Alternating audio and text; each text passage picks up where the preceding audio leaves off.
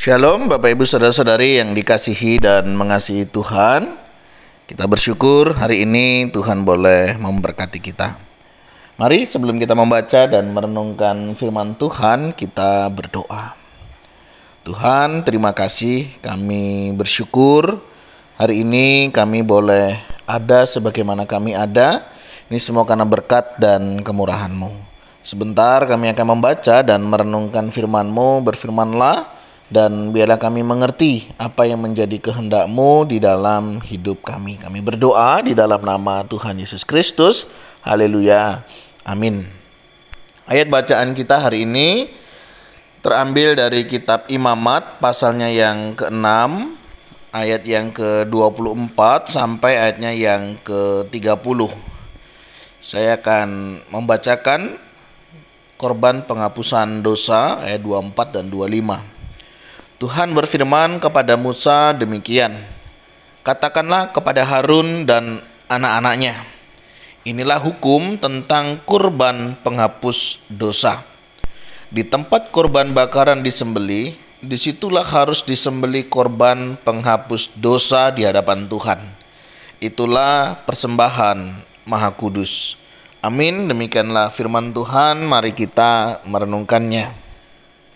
Bapak Ibu Saudara, kembali ketika kita masuk di dalam kitab Imamat, kita akan menemukan banyak peraturan-peraturan yang terkait dengan kehidupan umat, begitu ya.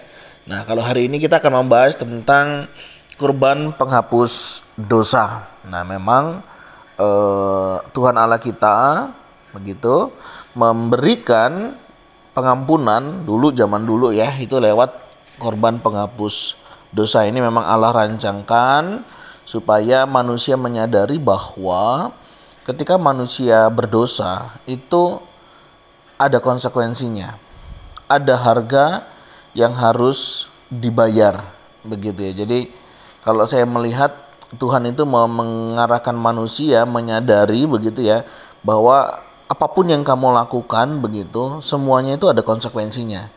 Kamu bikin dosa apa, ya kamu harus menyelesaikan dengan cara apa.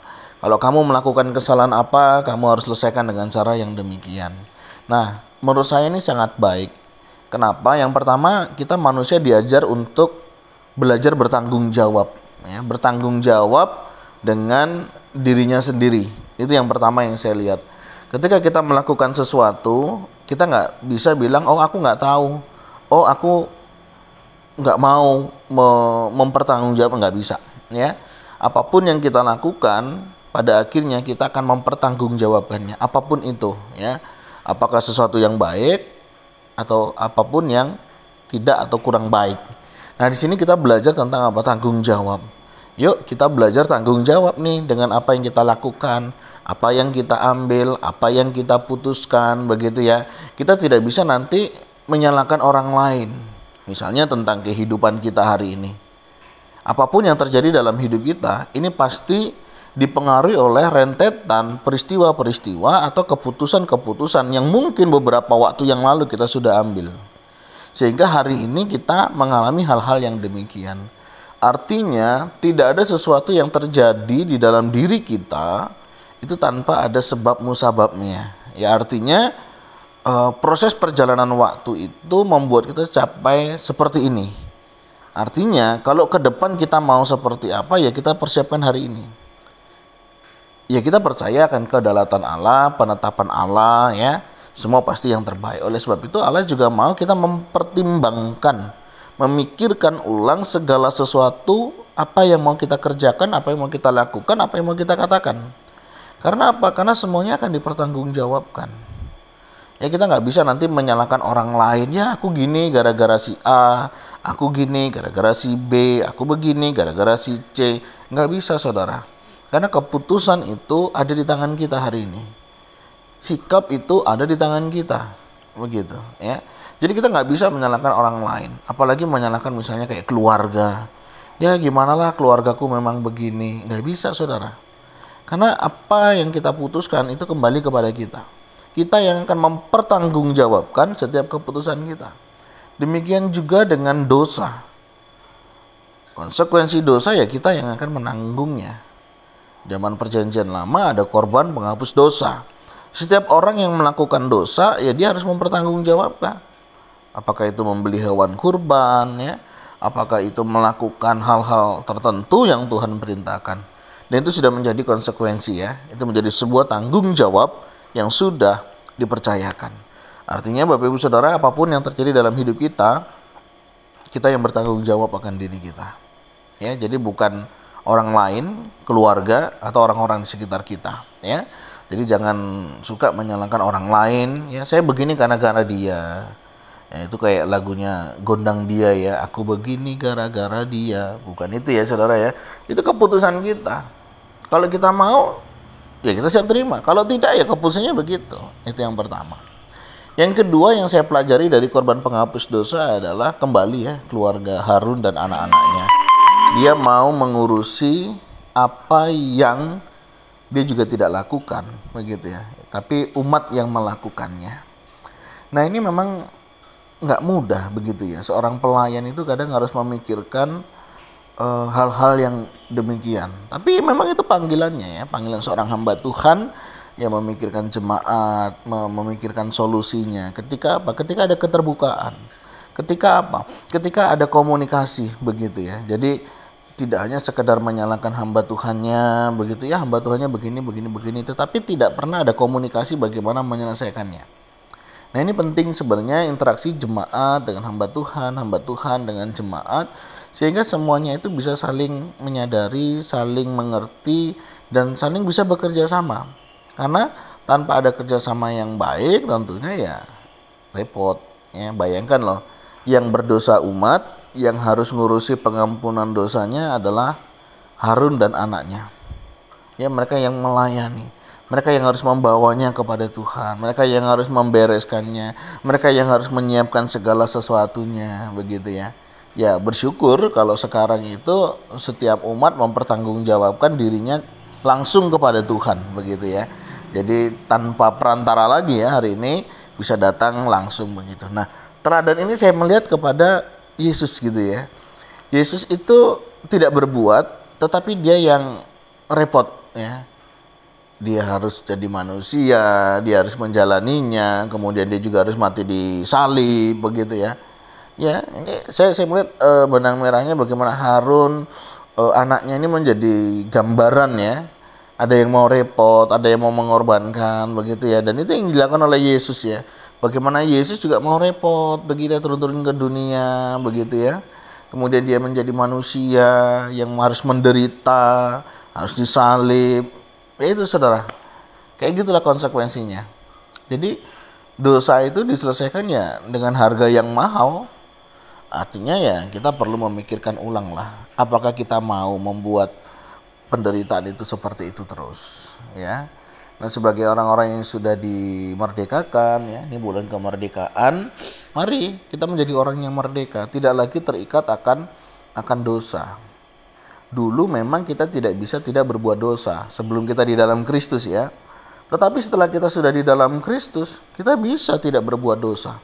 Dosa itu menjadi pilihan, apakah kita mau lakukan atau tidak. Ya, kepleset mungkin bisa lah, ya. Karena mungkin satu dan lain hal. Tetapi tidak lagi menjadi kecenderungan orang untuk apa? Untuk melakukan dosa. Ada kesadaran, ada pemahaman yang tentunya mengingatkan dan menyadarkan kita bagaimana seharusnya kita hidup, ya.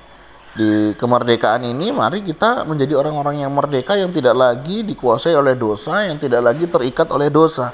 Melainkan kita menjadi orang-orang yang merdeka, dan mari kita menghidupi kemerdekaan itu. Ya, menjadi orang yang merdeka artinya kita menjadi orang-orang yang sudah tidak lagi berada di bawah kuk perhambaan dosa. Kita bisa kok, Saudara, memilih untuk tidak berdosa. Ya, kita bisa memilih misalnya untuk tidak melakukan dosa-dosa tertentu. Mungkin kita punya kelemahan tertentu. Dosa itu menjadi pilihan. Ya, misalnya untuk membicarakan orang lain. Bisa kita tidak membicarakan orang lain atau keburukan orang lain? Bisa kan? Bisa dong. Kita tidak mencuri. Bisa, ya. Kita bisa bekerja, kita bisa melakukan aktivitas yang lainnya tanpa harus mencuri. Tidak harus juga berbohong, begitu, ya. Berhikmat di dalam berkata-kata. Artinya, ya, ada hal yang perlu disampaikan, ada hal yang tidak perlu disampaikan, ya. Jadi nggak perlu kita berbohong juga untuk membohongi sesuatu misalnya. Apalagi ya dosa-dosa yang lain misalnya. Mari kita belajar ya menjadi orang-orang yang merdeka, yang sudah tidak lagi terikat ya diperhamba oleh dosa. Tapi kita menjadi orang-orang yang sudah dimerdekakan karena Kristus ya di dalam kehidupan kita.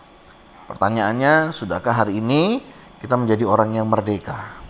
Ya, tidak lagi terikat oleh kuasa dosa, dosa ikatan masa lalu ya yang belum terselesaikan misalnya. Mari kita selesaikan di hadapan Tuhan. Ya, 1 Yohanes 1 ayat 9 mengingatkan kita, setiap kita yang mau mengaku dosa, Tuhan akan mengampuni kita, bahkan menyucikan hidup kita. Ya, mari saudara, ada anugerah, ada kemurahan Tuhan. Ini menjadi kesempatan untuk kita boleh datang kepadanya. Di momen kemerdekaan ini kita percaya, kita boleh menjadi orang-orang yang merdeka di dalam Kristus Yesus. Tuhan, terima kasih Engkau sudah memerdekakan kami. Kami tidak lagi diperhamba oleh dosa. Kami tidak lagi menjadi budak dosa. Dan kami bersyukur karena kami menjadi anak-anak-Mu, menjadi umat-Mu yang Engkau sudah menangkan. Dalam mengisi kemerdekaan, tolong kami ya Tuhan untuk tetap mengerjakan keselamatan yang sudah Engkau berikan. Bukan karena takut hilang, tetapi karena kami sadar sebagai orang-orang yang diselamatkan, hendaklah kami boleh menyatakan, menunjukkan keselamatan itu di dalam kehidupan kami semua. Tuhan, terima kasih. Ini doa seru kami. Tolong kami, biar kami terus menyatakan iman, kehidupan kami sebagai orang-orang yang sudah dimerdekakan dan mengerjakan panggilan keselamatan itu, dan boleh nyata di dalam kehidupan kami hari lepas hari. Berkati juga ya Tuhan untuk kehidupan kami, berkati juga untuk jemaat setiap kami yang mungkin masih ada ikatan-ikatan dosa masa lalu, ikatan-ikatan kegelapan, roh-roh jahat. Kami juga berdoa kiranya Tuhan juga boleh melepaskannya. Berkati yang sakit, berkati yang mengalami lemah tubuh, berkati yang mengalami pergumulan, dan biarlah setiap kami boleh sungguh mengalami lawatan yang datangnya daripada Tuhan saja.